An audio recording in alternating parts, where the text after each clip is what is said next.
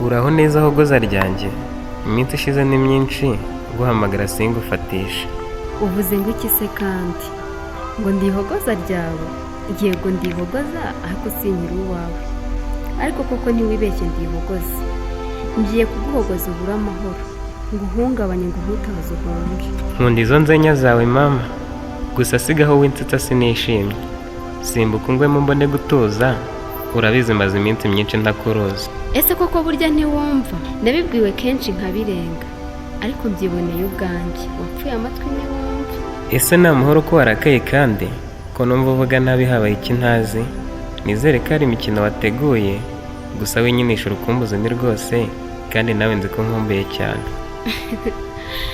Urikina nkabura uko nkwita, urivuga nkabura aho nkwirwa. Ndabibona urukumbuzi ni rwose, ariko nkumbura ntabishaka. Ndashaka unyibagirwe burundu, umenye ko njye ntakigukunda. Ntukinyira ubimenye rwose.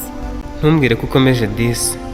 Ese wansiga ugasanga nde wundi ugukunda birenze ibi byanjye, ugukumbura buri munsi, ukora byose ku bwawe, wiyemeje kutakuryarya, akagukunda ibihe byose. Narabikubwiye ntiwabyumva. Yego nibyo naragukunze, ariko mpora mbyicuza nanjye.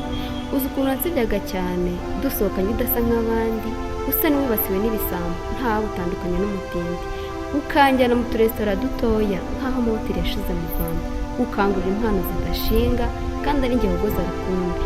Ubimenye ubimenyere kutakinyura. Nkora iki se mukunzi ngo nkwereke ko meze nk'abandi?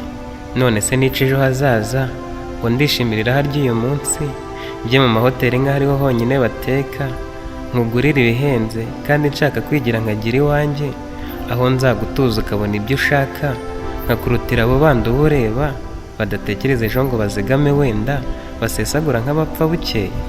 Wivuga menshi ntiyancitura yewe. Abo ubona ngo barasesa, ni uko bagira ibyo basesa. Wasesa buri munsi udafite ayo ubitse? Ubundi se uzayimaraho ikinyejana n'indi? Ko bwacyo ukumva ngo ndanapfuye, nariyimye kurya uko mbasha, narigomye kunywa uko nshaka, ngo ndazigamira ejo hazaza ntazi niba hazansanga. Ubwo se mpfuye nazavuga iki hariya dusanga badutanze bakava mu buzima batabishaka? Nyamara wampa andi mahirwe nkagerageza gukora ibyo ushaka, ariko ntundeke ngo ugende nkigukunda, ngo nsigare ntacyo ntaguhaye bikwiye. Amazi urimo kuvuma ntiyumva, ibuye ihonda ntiryumva uburibwe. Ndakwanze nivamo ndagukunze. Nabitekerejeho igihe kinini cyane, nari narabuze aho mbihera ngo nkubwire ko mbuze amahwemo. Sinkigukunda ubimenye umpa amahoro, ushaka wo munganya urwego, abuze aho bushira n'ibindi. Batazi soda na konyagi, batazi umushito na pirimusi, bikundira kurya ibijumba, bakiyambarira ku bitibuko, bakisiga igikotori, batazi kuryoshya ubuzima nkawe. Agaharawe karaharuruka urabizi. Ndaguharaye narabuze ubwenge, ariko ntukinyura ndabikubwiye. Sinkwiranye nawe ndabigutuye. Uzahirwe ku bandi bagukunda, njye sinkinyurwa nawe naraguhaza. Rekera utankomeretsa cyane.